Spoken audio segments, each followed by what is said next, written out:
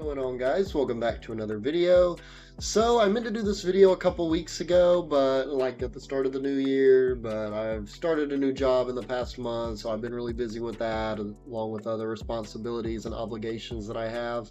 But what I want to do today is I just want to kind of go over the comic book projects of this year. So Captain America, Thunderbolts, Fantastic Four, and Superman, and kind of just estimate the box office potential and kind of just see where, ones that I think are going to be really successful and other ones that maybe won't be as successful. And once again, I have no like insider knowledge of this. I'm not using like professional projections or anything. I'm just a nerd trying to see, what kind of money they're going to make in the box office and what maybe the general impressions are going to be and how it could affect the MCU and the DCU going forward. So coming in first and foremost, we're going to have Captain America Brave New World. I'm going to put the box office estimation for this at 650 for the low end and 750 million for the high end. The reason I would give 750 for the high end, it's a Captain America franchise. I mean, I would say in the entire MCU, like the sub-franchises, it would be like Guardians, Avengers, and Captain America are like the golden tier, maybe like the Spider-Man home trilogy as well. But the Captain America trilogy, I've always felt like it's kind of that cream of the crop. There's like something a little special about that trilogy of films that really just makes it kind of slightly above the vast majority of other projects in the MCU. I mean, I know that it's not going to be Steve Rogers, and that's what I'm going to get to here in a second about why it may not make, as much as, say, a normal Captain America would. However, I do think that the brand recognition alone for this movie is going to be what really hopefully sets it enough ahead to where it's going to make a profit. And going on off of that, we have Harrison Ford as Red Hulk. You have an actor that's been around for a couple generations now. I mean, it's Harrison Ford, it's Indiana Jones, it's Han Solo. At this point, we have grandparents that probably grew up watching his movies. And not only that, but just from a fan and MCU, Marvel fan perspective for that matter, he's going to be playing the Red Hulk. I can't speak for everybody, but for me personally, I've been waiting to see the Red Hulk take the screen for a very long time. And that was before we got Soy Hulk, as I like to call him, basically post-Endgame Hulk. We got She-Hulk, we got Abomination, all these characters that are just basically, all these Hulks, you could say, that are basically just made to be comedic relief at this point. Like, no one takes him seriously. So the fact that we're getting Red Hulk, and he's actually the first Savage Hulk we've had in the MCU in years, that alone is enough to get me excited and interested to see where he's going to go from here. And moving on, we also got the Deadpool and Wolverine hype. I really think that between Deadpool and Wolverine being such an excellent film, as well as Agatha All Along being a pretty surprising show, I didn't love it as much as other people did, but it is definitely one of their better shows, I think, in general.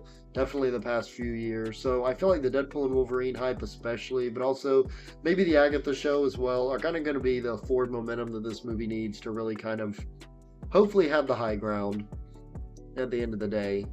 And last but not least, for the high-end estimations, let's be real, guys. There hasn't been true MCU films in quite a while. Deadpool and Wolverine, yes, is technically an MCU film, but one, even that came out the better part of a year ago at this point. And also, that movie took place like all of 5 minutes in the actual MCU. So, if anything, we haven't had a true MCU film that kind of pushes the story forward in a meaningful way since The Marvels. Like that, The Marvels was the last one. Love or hate that film, there's no denying the fact that that was the last MCU film we got to where it's kind of furthering the overarching narrative. You're with characters that, are part of the Avengers or other main MCU teams, you could say.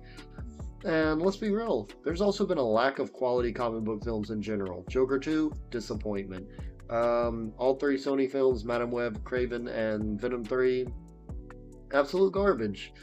So yeah, there's been a lack of quality comic book films. So, I understand people are scared of the test screenings for this movie if the rumors are true, and a lot of people are skeptical about Sam taking on the mantle as Captain America, but I'm going to be honest with you guys. At the end of the day, I think this movie, even if it ends up being an okay film, will probably get a lot better reception from the audience than maybe it would if it came out last year, just because we've had such low bars this past year and a half, to where, honestly, I think even a mediocre movie will probably get some sort of praise, or a mediocre MCU film, I should say.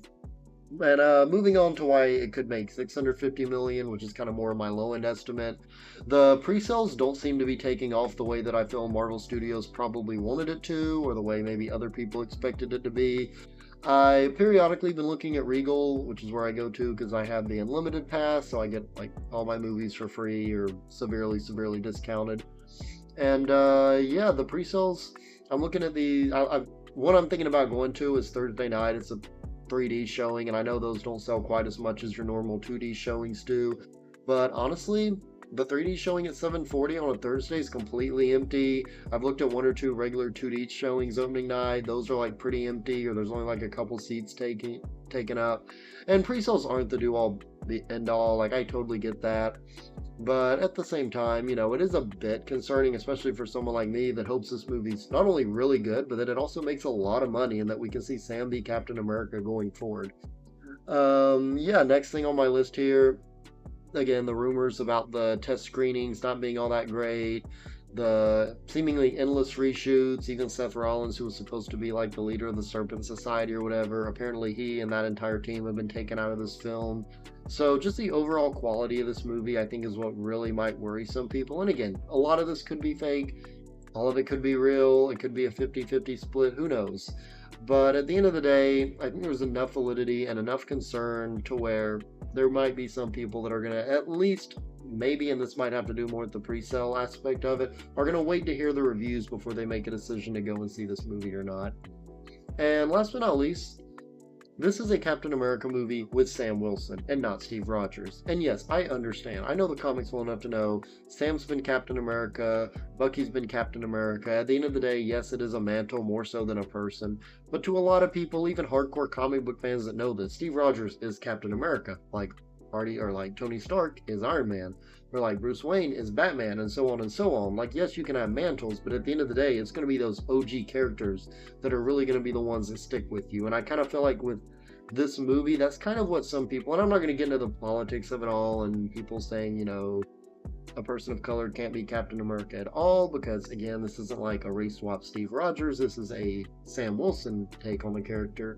So, I'm not going to get involved in all that, but I do think there's a lot of people, and I think the majority of people that may be a little skeptical about this are just the ones that really don't like the mantle being passed down from person to person and just want to see the main one, in this case Steve Rogers, be Captain America, which is totally valid. But that's also, reasons like this is why I kind of feel this movie could be at the lower end. But like I said earlier, there's also a lot of reasons why I think it can make upwards of maybe 750 million. So next up, we got in May the Thunderbolts, the next MCU film coming out. I was trying to keep the low and high end like within $100 million range, but this was a little difficult. I'll explain why in a second. So I kind of went and I did a 200 million radius, 450 for the low end, 650 million for the high end. The reason I'm going to put it as 650 for the high-end estimate is because it's really going to depend on Captain America Brave New World. And this is what I mean when I say it's really hard to kind of predict where this movie could fall. Because if Captain America Brave New World ends up being really great or really strong, and it just gets a rush of forward momentum, kind of like how I said the Captain America Brave New World movie could get a rush of forward momentum from Deadpool and Wolverine, Agatha, some of those other really excellent Marvel projects that we've gotten recently. I feel like that could be the same effect for Thunderbolt. So people go and see Brave New World and they love it, and they're like, okay, Deadpool and Wolverine was great, Brave New World was great, especially if Daredevil Born Again ends up being really good. I know it's a show, but kind of the same general idea, more or less. Then they're might be more likely to go and see the Thunderbolts. And not only that, but the trailers themselves look really, really good. So I think even if it doesn't have great opening weekend numbers, if it ends up getting great reviews, a lot of fans seem to really enjoy it. I think a positive word of mouth will definitely help this movie have legs, even if the opening is a little bit weaker than maybe, again, Marvel Studios might like it to be. And last but not least, it promises to be, at least from the trailers, the more grounded, darker, grittier story that I think a lot of MCU fans have been waiting for. And especially coming off Daredevil Born Again, that looks like it's kind of a little darker, definitely looks like it's more in vein with like the grittier Netflix series. I think people are going to be excited to maybe see more of that. Maybe not on that same level, but kind of more of a serious story in the Thunderbolts.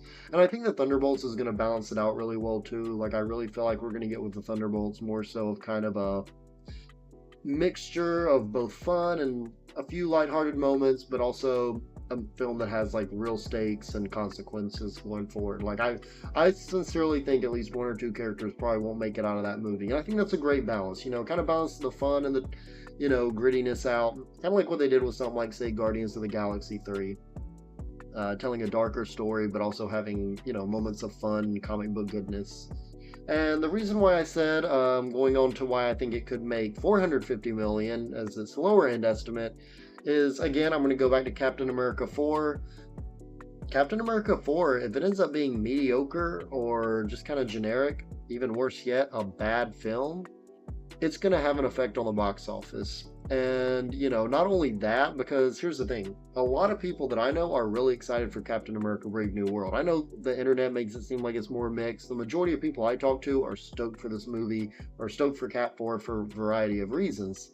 And if that movie ends up disappointing them, I don't think they're going to go see a movie where, and this kind of leads me to my second point of why it could potentially be the lowest grossing film or MCU film of this year. Because a lot of the characters in these movies weren't in, even if you like the characters themselves per se, they weren't exactly in the best MCU films and shows. I mean, I don't know too many people that put Black Widow as a top 10 MCU film, and I enjoy that film, but, I don't know a lot of people that walked out of that film like, I really want to see Taskmaster, who I thought was the weakest part of that film. Even Red Guardian, that I kind of liked, but I wish they did him a lot better. Going forward, you got Ghost from Ant-Man and the Wasp. No one even remembers that character. I think probably 95% of people that saw that movie don't even remember that character. And just a few others. Even John Walker is a divisive character, and I personally really like Falcon and Winter Soldier, but he is a pretty divisive figure in the MCU franchise as a whole. So basically, if you factor in that these don't have a lot of heavy hitters the same way that, people are excited, say, for Fantastic Four that I'll talk about in a little bit, or they're excited about Captain America Brave New World because, yes, Sam is the new Captain America, but it's also Sam, who we've known for over a decade and is a well-liked, already established character that fans love. So it's really hard to gauge in that area. It's really just going to come down to, I think, at the end of the day, whether or not Captain America 4 ends up being really good and just how good of word-of-mouth Thunderbolts ends up getting. I think those are going to ultimately be the two biggest factors for that. And moving on, I got Fantastic Four First Steps, my personal most anticipated film of this year. I'm going to go pretty high with it. I'm going to go low-end estimate of 850 million and a high-end estimate of 950 million. The reason I'm going to go 950 million, and honestly this could very well make $1 billion, but I feel like I'm going to keep it at 950 million just because there's another comic book movie that comes out right around the same time that I'm going to talk about last but not least. But anyways, the 950 million I think is reasonable. One, because this is a beloved, iconic Marvel team. Fans have been waiting decades upon decades to see done justice on the big screen.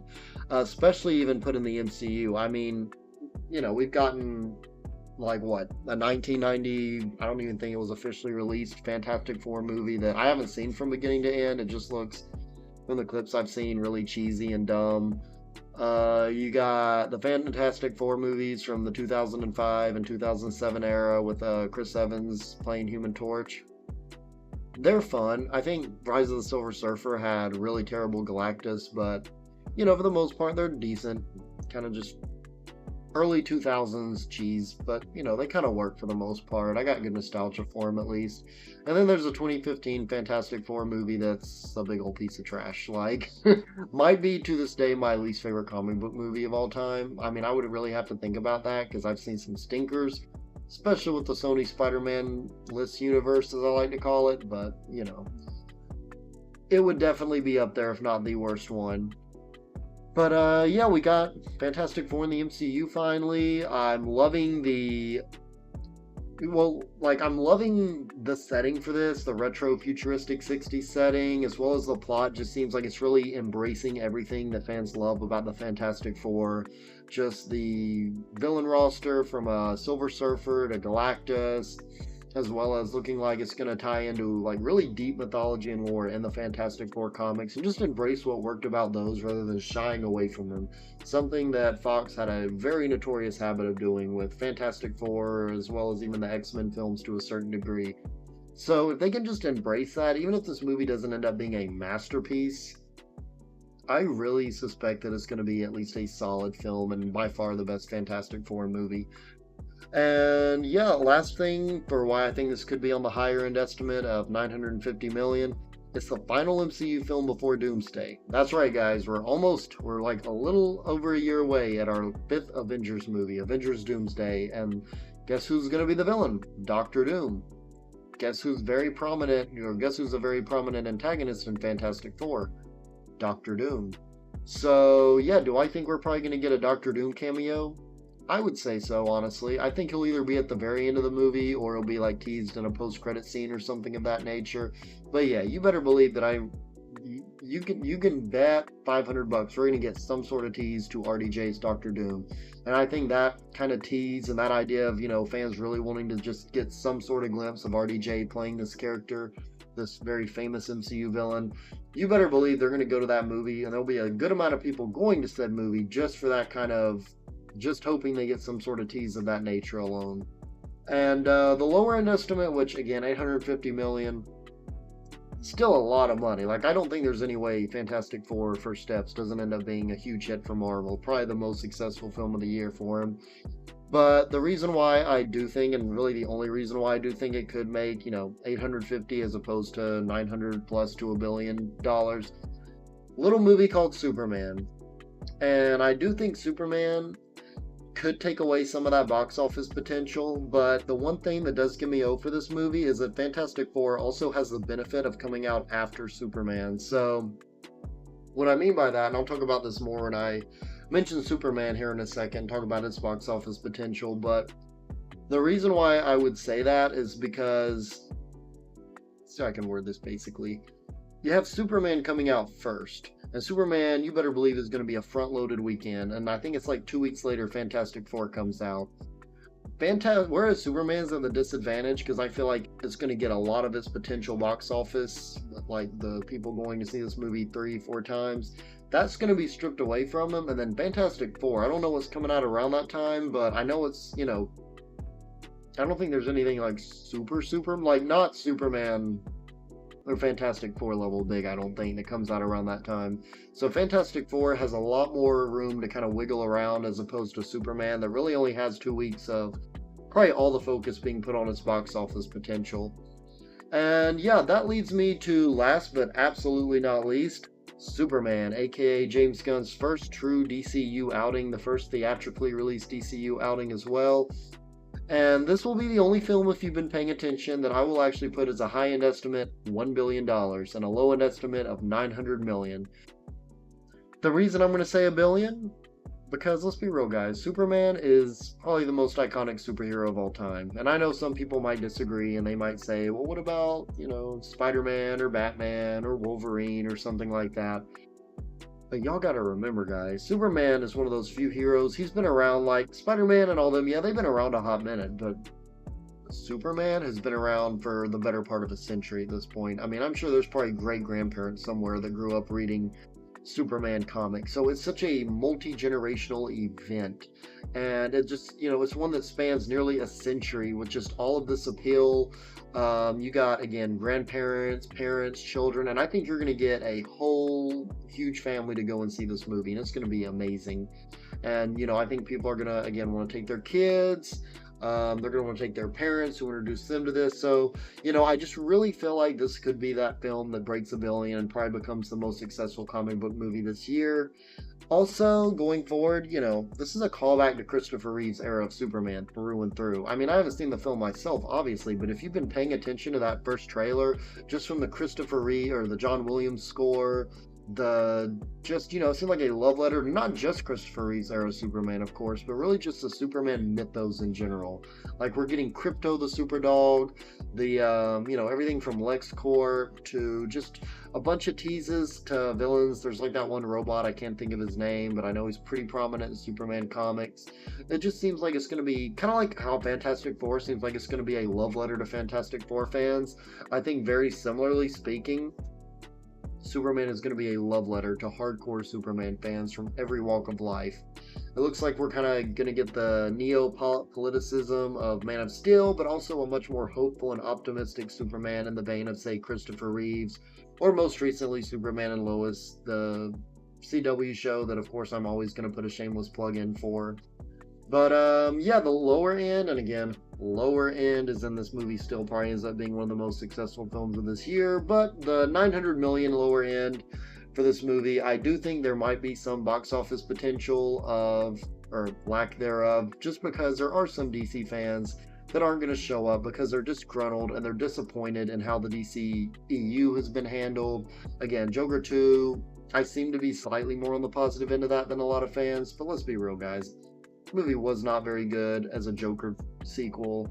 A lot of DC fans were upset with that. I know movies like The Flash and, the majority of the DCU outings haven't done great at the box office, and a lot of people, whether it's the Snyder Bros or they just genuinely haven't liked the quality of the last few years of DC movies, they're just not going to want to show up to this. Again, it may just be they don't have faith in James Gunn. Whatever it is, there will be a few, and I think it'll be a small minority because I think most people are going to at least be curious about this film.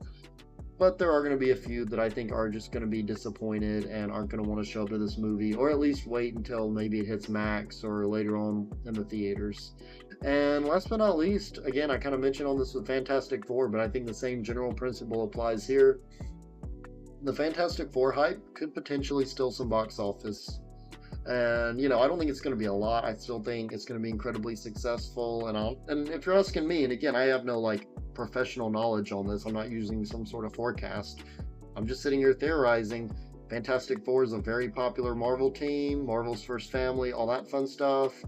Superman might be the most iconic superhero of all time. So I really do think both of these movies are going to be very, very successful. I wouldn't even be shocked if both made it over $1 billion at the box office. But Fantastic Four, especially coming out after Superman, is probably going to steal at least a little bit. If nothing else, the ones that might go see this 3 or 4 times, I think it's going to steal a little bit of that thunder. Because I'm a Marvel and DC fan, and I know I love debating about which is technically better, the MCU or the DCU or the DC comics or the Marvel comics or the games and whatnot.